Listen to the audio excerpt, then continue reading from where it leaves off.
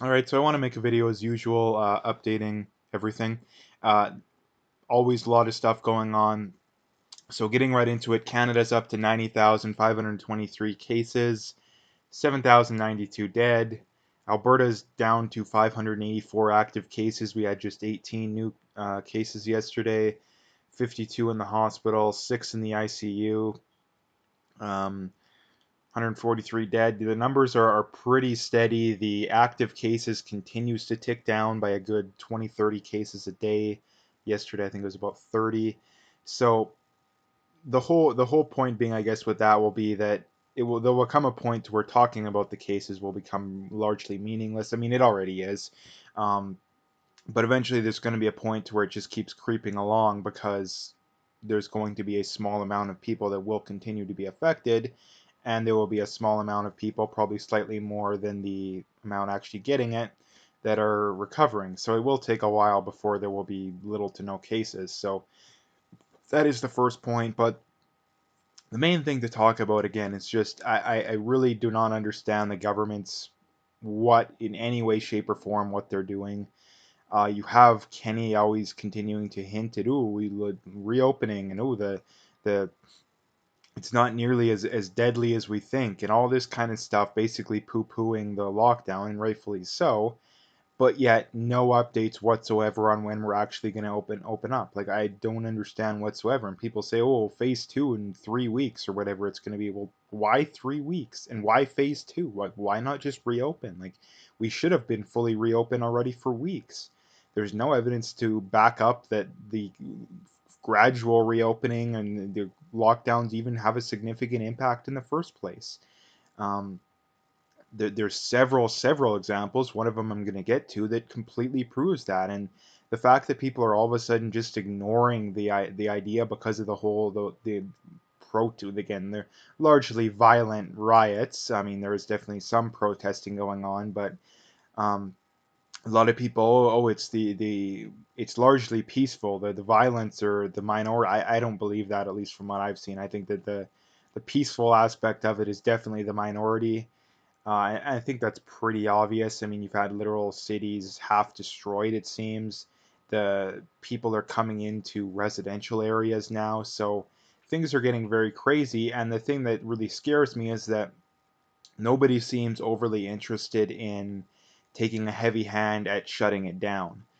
For the simple reason that I think if Trump did it, he would get, "Oh, you're racist. You're trying to shut down our peaceful even though they're not peaceful, but they'll pretend they are. And I mean, the left, they love destruction. They love destruction because they can just come in and offer up their solution, which is socialism and more government power. So again, the left loves this, and they're largely leftist cities that are being destroyed, right? Um, Not a lot of protests going on in rural Wyoming or Idaho or South Dakota. A lot of these more right-leaning states. They're almost always in the big cities, and in the states that are overwhelmingly or at least disproportionately higher black population. Now, the whole point being is that they're complaining about racism, and the problem I have with that, I mean, it's not necessarily it's more of a complaint, is that why are we only talking about it in this scenario? And first of all, how do we even know that it was racism too? Like, people just assume because it was a white cop that killed a black guy and I mean I largely agree that the cop was clearly in the wrong, and he is being charged. So I don't understand. People say, well, we want justice. Well, what are you talking about? The guy was arrested. He's going to be prosecuted. Like, I don't understand. Now, the reality is that most of these people don't care about racism. I mean, for starters, blacks are significantly more likely to commit hate crimes against other races than whites are, or even whites, than whites are to commit hate crimes against blacks. So the idea that blacks are disproportionately affected by this is not true. It's just not true, and people like to pretend that that's the case because in the past it was, but the past doesn't equal reality, or the past doesn't equal reality in the modern day. Like, the past is the past, and most of the stuff they're talking about is stuff that's been long gone for over 100 years now. So that's something that really bothers me. And people say, "Oh, well, we're oppressed because 150 years ago we were oppressed." Well, how does that make any sense? How does that make any sense? Like, we're talking like 7, 8 generations ago, so that doesn't make any sense. Um, but the whole point being is that I don't. I mean, the reality is that people want to loot. I think there is a lot of people that are very upset with the way things are going on right now for different reasons. Uh, and that's the problem too, is that the government, and the really big problem is that if you want to disagree with me, well, whatever, like whatever, I really don't care.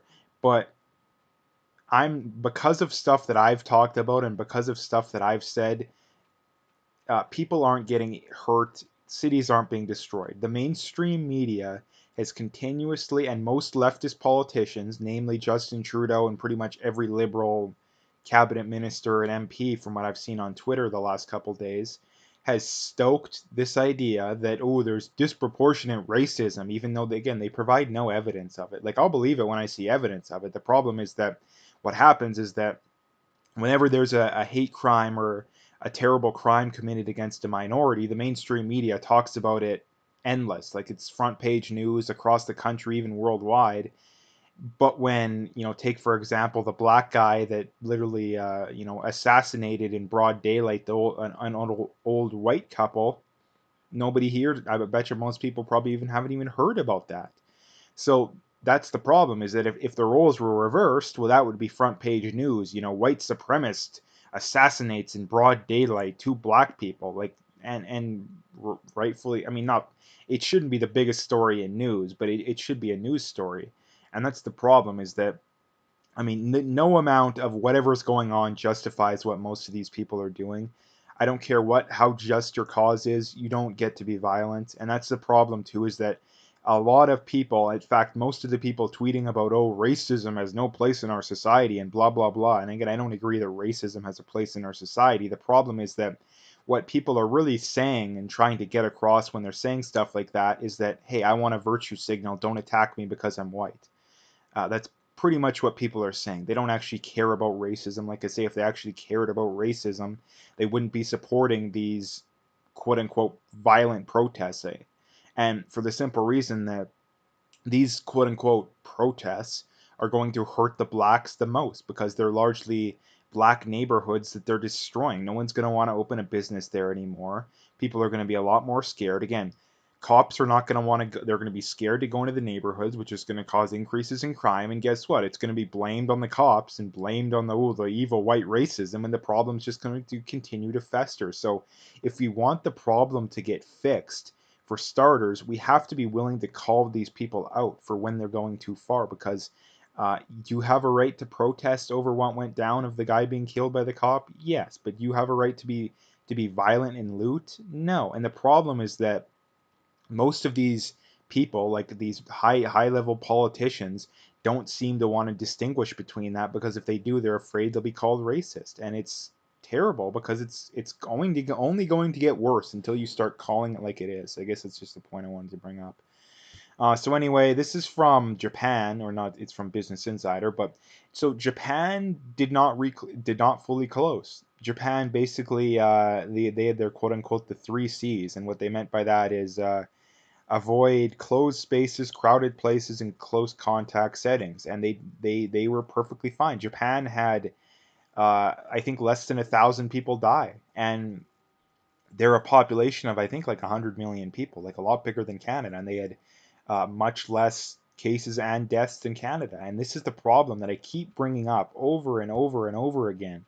Just example after example of places opening, not even closing in the first place, that have no issues whatsoever, at least compared to most of these places that closed, and yet people still don't want to admit they're wrong. Like, this is the one thing that, coming out of this, whenever I'm in a debate with someone, I'm going to bring stuff like this up. And if people aren't willing to admit that they were completely wrong and the government was completely wrong about this kind of stuff, I'm not even going to go any further, because this is one of the most obvious cases in modern history, probably even in history, of people, of an example of where the evidence clearly changed. I mean, when we first got into this mess, I think there was a, just enough evidence that we should probably have closed. But 2 or 3 weeks in, 4 weeks in, it was obvious that what we were doing had no effect. I mean, the studies were coming in mid-April that the death rate is much lower than we thought it was. The lockdowns have very little effect. and we should have been open. We should have been open late April, early May, and yet here we are, June 1st, and we're not even close to being open in most provinces in Canada. And that's the problem. And then, like I say, I don't understand how people can ignore this kind of stuff. And again, it's just basic critical thinking that, hey, we're wondering whether or not we should reopen. The easiest way to figure out whether or not we should reopen is to see if there's any examples of places that have reopened and if they've had any issues. What you would do, okay, let's go look. Japan, hey, no issues whatsoever. Hey, South Dakota, no issues whatsoever. Georgia, no issues whatsoever. Florida, no issues whatsoever. There's endless amounts of examples of places that have no issues whatsoever, and yet we still pretend that it's this big issue. No, we have to be slow about reopening. We have to give it like a month or even more between quote unquote phases, and it makes no sense. And all these government people have lost all credibility in my mind, like all credibility. Anyone who still supports this, your critical thinking skills are literally non-existent if you support this stuff still. So there was protests in Montreal and I believe Toronto last night. The ones in Montreal did get a little violent. There was some looting. And I literally mentioned this yesterday, and like clockwork, I told people, oh, it's just an American thing. What do we have to worry about? And sure enough, Montreal, Toronto, there was some looting, and I don't I imagine that it's going to get worse before it gets better. And the thing that really scares me is that we have Justin Trudeau running things, and that he is uh, going to be much worse at running things than Trump. Trump at least is somewhat heavy-handed when it comes to this. He has said several times that peaceful protests perfectly fine, but the whole violent looting stuff not okay. And the fact that that's even a question just goes to show just how far gone we are as a society, that we actually have to point out that, hey, being violent is not okay. Peacefully doing stuff, okay. Like I don't understand it. So uh, prepare for more of this kind of stuff. I know there's been people, in most major Canadian cities, there's protests or whatever you want to call it organized. So prepare for the worst, hope for the best, but I wouldn't hold my breath, at least from what we've seen out of the States, especially for some of these liberal cities. It wouldn't surprise me if Toronto sees a lot of Toronto, Montreal, Vancouver, some of these cities see similar stuff going on and what's gone on in Minneapolis and these places. So stay tuned for that. This definitely should get interesting. This is from Clay Travis. This is something I've mentioned before, but I wanted to mention it again. He said a couple of weeks ago, Blue Checkmark Brigade told us peaceful people protesting lockdowns were selfish for violating social distancing rules. Now they are infinitely bigger and violent protests. Zero Blue Checkmark Brigade comments about social distancing rules being violated. Now, again, like I say, we've seen this in Toronto last week. Oh, there's people gathering at a park. How dare they? They're going to get everybody killed. And now we have those stupid lines where, oh, you have to stay 6 feet away and all this stupid crap. And yet now nobody cares. Like, what a difference a week makes. We went from thinking that, oh, if you want to go out in public in groups, that, oh, you're the most selfish person alive and you're going to get people killed and you're a piece of garbage. And now it's, you're a piece of garbage for not wanting to allow people to go outside and violently loot. Like, this is just where we're at in society, that you're terrible if you want to get your livelihood back and to work and to have a normal life, but you're completely crazy if you don't think that, um, or sorry, it's perfectly sane to think that it's okay for people to go out and get in massive groups and violently loot and I mean people have gotten killed too. The idea that, I mean, there's been multiple people killed. There was a cop in Oakland. I think there was a guy in Dallas trying to protect his store that was beaten to death. So this is not peaceful. There's been two black people killed, at least just from what I've heard. My guess is that the numbers are a lot higher than what we're actually seeing because this is just what I'm seeing on social media. Um, there's been far more black people killed because of the protests than what caused the protests in the first place. How does that make any sense? So again, this is absolutely crazy what's going on. And again, we still have to sit up here and wait another 6 weeks, 2 months for all we know before we're going to reopen. And that's absolutely, absolutely insane to think about. Like again, it's just up is up is down, back is forward. Like it's just upside down world these days. Um, so this is from Rick McConnell on Twitter. And it's from the National Post. They say Ottawa lacks financial capacity to withstand another economic lockdown. must look to rein in spending. Now, the Rick McConnell says another no shit Sherlock moment. Now, again, this is something I've been saying for 2 months now. Like, we can't keep going like this, and yet the government solution is, oh, let's just keep pumping out more money. Like, it's going to blow up in our faces. And the problem is that when it blows up in our faces, it's going to hurt the people that we're pretending to help the most.